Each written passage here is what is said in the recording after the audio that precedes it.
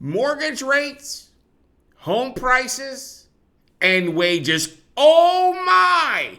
This special episode of the Martini Mortgage Podcast is about affordability. However, before I start mixing up this affordability cocktail, let me make those legal folks happy. So, the primary purpose of this podcast series is to inform, entertain, and educate. The information, opinions, recommendations presented in this podcast does not constitute legal or other professional advice, opinions, or endorsements of any kind. Welcome to the Martini Mortgage Podcast, episode 171, which is called Affordability.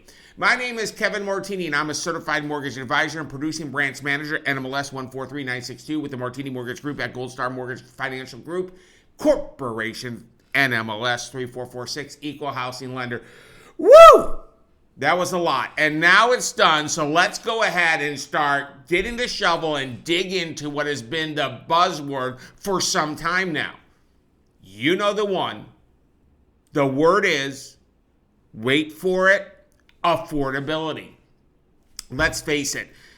Mortgage rates are higher today than they've been in the recent past. However, they are lower than they were at the end of last year. In addition, home prices are higher today than they have been, and sure, in some markets, since real estate's not just local, it's hyper-local, there may be month-over-month declines. However, year over year, I have not been able to find one expert that believes home values will retreat. Then there are wages. Why the heck am I talking about wages? Well, one of the three factors that determine affordability is wages, and wages are up. Okay, maybe I should take this from a different direction. There are three things that impact affordability, and they are mortgage rates, home prices, and wages. All three are up right now. Since I'm a certified mortgage advisor, let me start with talking about mortgage rates. In 2022, mortgage rates basically doubled. There was a point that rates were in the mid-sevens, and that caused many home buyers to hit the brakes. However, today, we are not in the sevens anymore, and mortgage rates are materially lower. Granted, they are not where they were in 2022 when it started.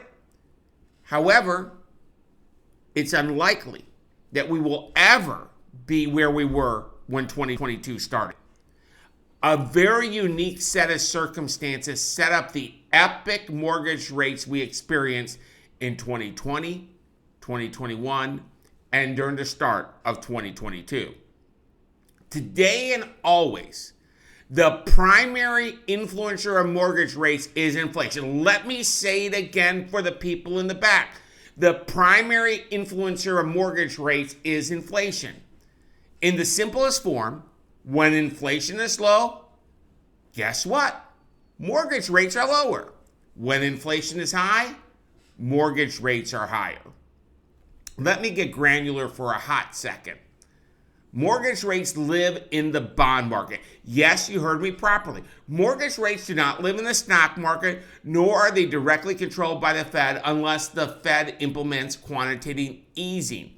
In other words, quantitative easing is when the Fed buys mortgage bonds.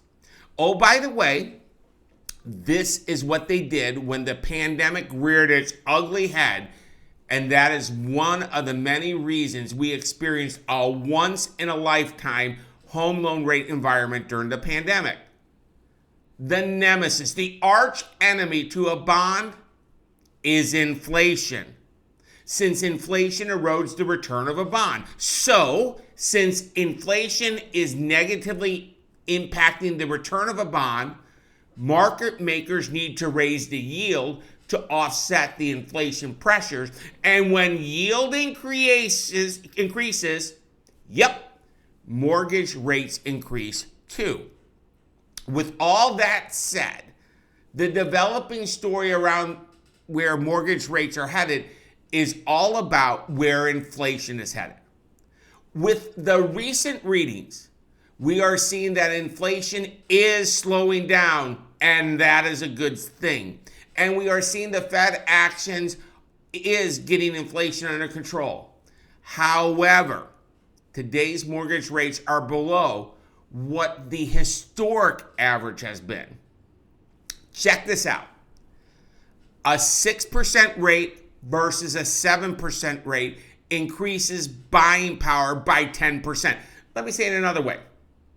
A $400,000 home loan with a rate of 7% has a principal and interest payment of $2,661. And if the rate was 6%, that same $400,000 house would be $2,389. If you wanted to have a $2,661 payment, you could have a $440,000 house. That 1% movement in rate saves $272 a month or $3,264 a year to a homeowner. Hence, homes become more affordable. Let me be transparent and pay attention to what I'm going to share. If you hit the pause button on buying a home because of rates, it's time to hit the play button and get in the game. Let me shift from mortgage rates to home prices now. Again, there are three things that impact affordability, and they are, for a quick review, mortgage rates, home prices, and wages. With home prices over the past several years, there was a rush, or if you prefer, a boom that was unprecedented. We are pivoting into a normalized market right now. And to be transparent, I feel this is a good thing because nothing can go up, up, and up. All quality assets do not go up in a straight line. Let's look at a high quality stock for illustration. Let's say the starting point is $10. It goes up to $15, then to $18, then to $25. It then retraces from 25 to 23 and then goes down to 2022. Wait, if the price is 2022 and you purchase the stock at 18, are you up? Of course you're not. But if you purchased it at 18 and it went up to $22, you would be.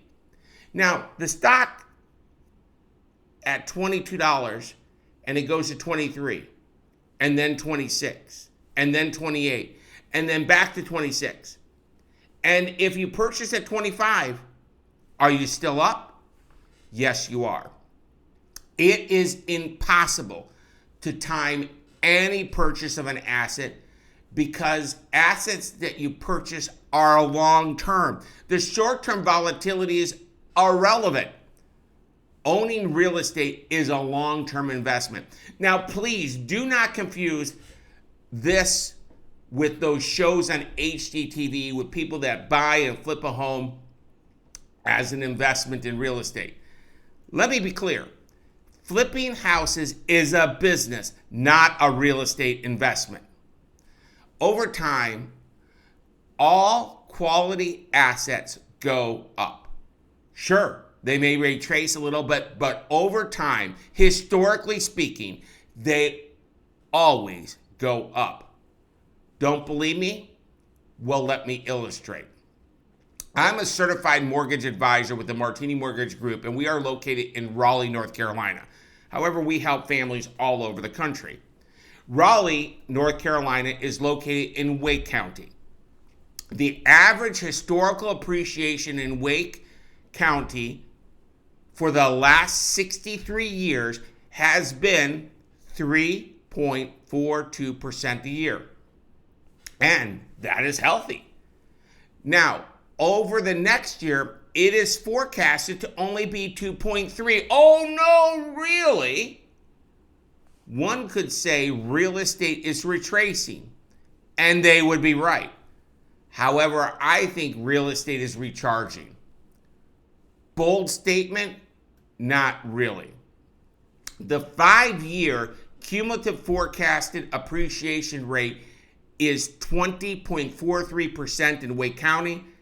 And let me share what that means. At the time of recording, a median priced home in Wake County was $487,627. Using the 5-year cumulative appreciation forecast, that same home at the end of 5 years will be worth $587,270, which is essentially a $100,000 gain in 5 years. For a moment, pretend the forecast is wrong and it is 50% less. That is still a $50,000 gain on a median priced home. And what is the alternative? I'll tell you what the alternative is. It is to keep paying higher rents because I've never seen rents retrace. It's not a quality asset.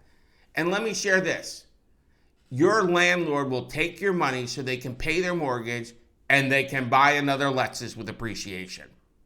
Remember that old Chinese proverb about the tree? It goes something like so. The best time to plant a tree was 20 years ago, and the second best time is right now. Finally, the last component of affordability is wages. Now, we know that mortgage rates have gone up, and we know that home prices have gone up, and you know what else has gone up? Wages have gone up too. Now, I read a study from ADP. You know, the payroll people?